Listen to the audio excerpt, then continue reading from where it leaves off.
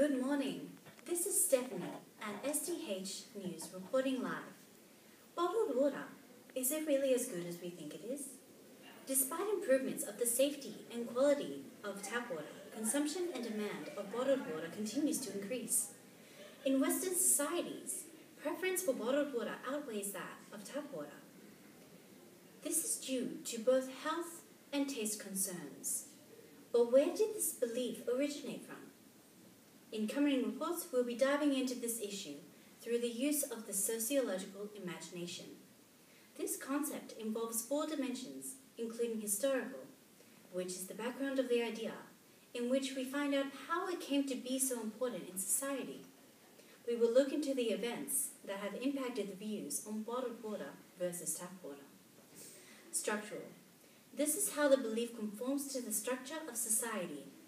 We look at how the dimensions of society affect people's adherence to tap water. Critical. Questioning the legitimacy of the evidence. Why do people believe bottled water is the better option? Especially since there is no credible evidence to prove it. And finally, cultural. The learned beliefs of a society. We'll investigate how different nations or population groups interpret this health issue.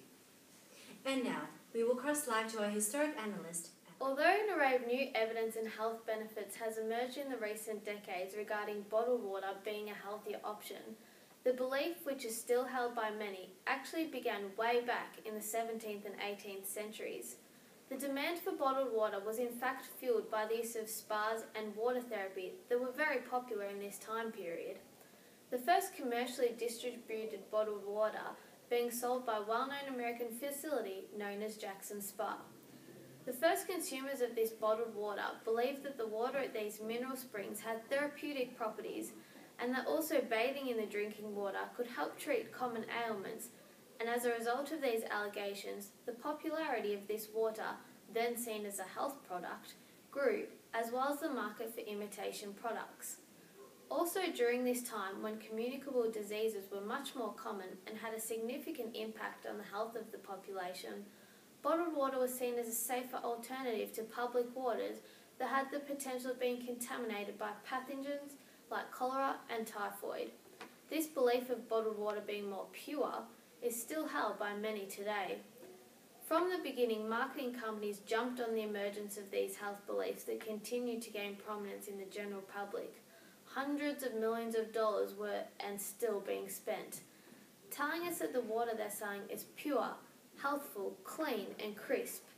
Being highly susceptible to marketing, the public jumped on it, and bottled water has practically become the icon for health beverages as a result.